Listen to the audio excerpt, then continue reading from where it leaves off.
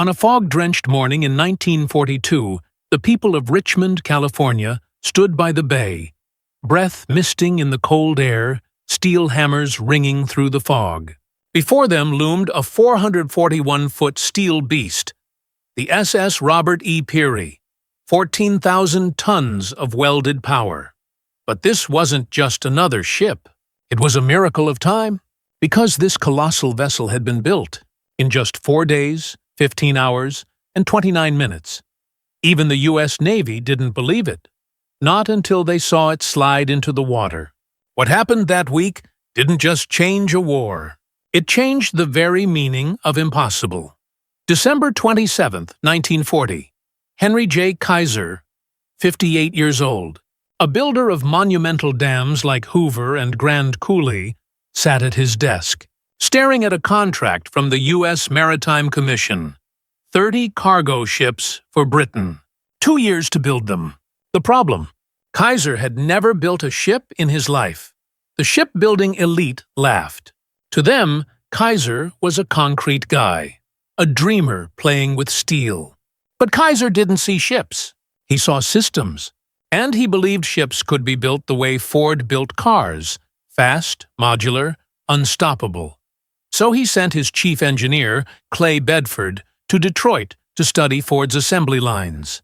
Bedford watched as car frames glided past workers, each station adding precision, speed, rhythm. He returned to California with a spark in his eyes.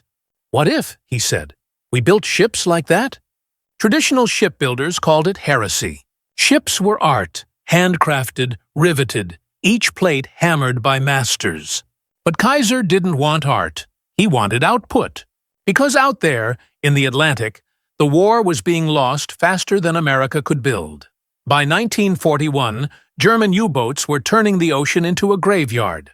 Britain was starving. Vice Admiral Emery Land of the Maritime Commission was desperate. When Kaiser proposed welding ships instead of riveting them, Land hesitated. Welding steel that thick was untested, risky. But desperate times breed bold ideas.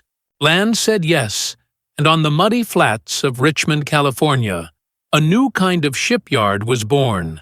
No ornate docks, no narrow slips, just wide open ground, a factory for floating machines.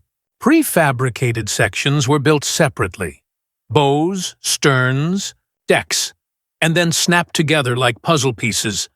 Kaiser didn't hire shipwrights. He hired everyone: farmers, secretaries, housewives, teachers, teenagers, people who'd never seen a torch, let alone wielded one. They trained for weeks, not years. Each person learned one job: weld a seam, align a plate, bolt a frame. And together, they formed a new kind of army, an industrial army. The first Liberty ship took 197 days. The next, 169, then 128. By spring 1942, just 70 days. Kaiser's yards weren't competing with tradition anymore. They were rewriting it. He pioneered parallel production, building ship sections at the same time, then fusing them together with giant cranes.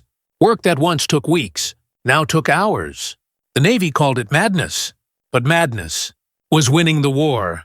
Kaiser's empire stretched up the West Coast. In Oregon, his son Edgar ran the Portland yards.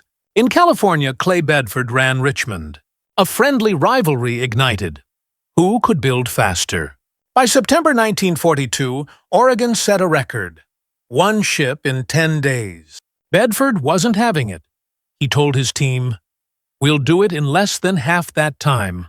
And so, at midnight on November 8, 1942, the race began.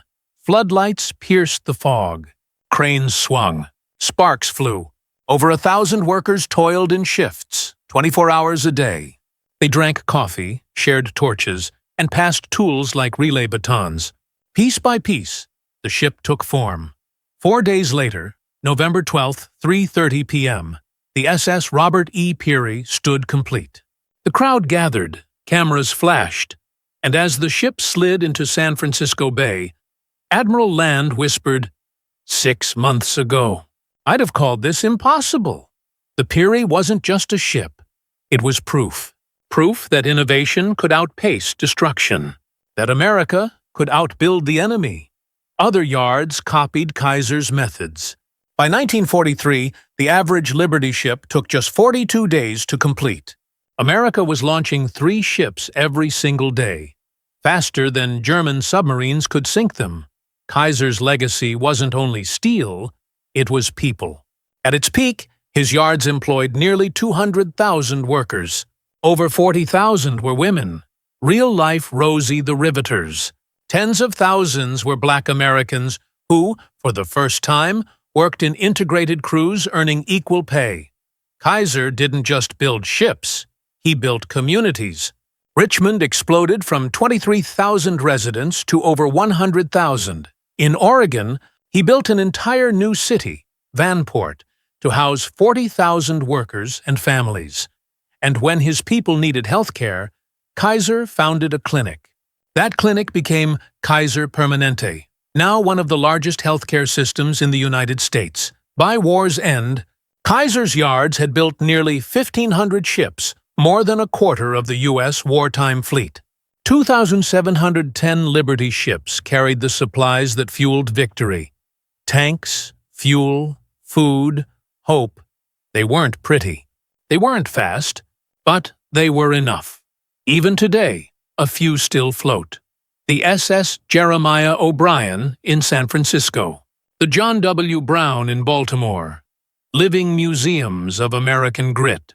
When Admiral Chester Nimitz reflected on the war, he said, "Japan's generals believed they could sink ships faster than we could build them. They didn't count on Henry Kaiser. Kaiser's legacy wasn't in rivets or steel. It was in the idea that limits are illusions, that tradition isn't truth, and that ordinary people, united by purpose, can do the extraordinary. Every time a ship slides into the sea, every time modular parts snap together in perfect rhythm, you can still hear it. That echo, that thunder of steel meeting water, the sound of the Robert E. Peary taking flight, the sound of impossible becoming done. This is how a man who had never built a ship in his life helped win the greatest war in history, with nothing but vision, courage, and the belief that impossible is just another word for not yet tried.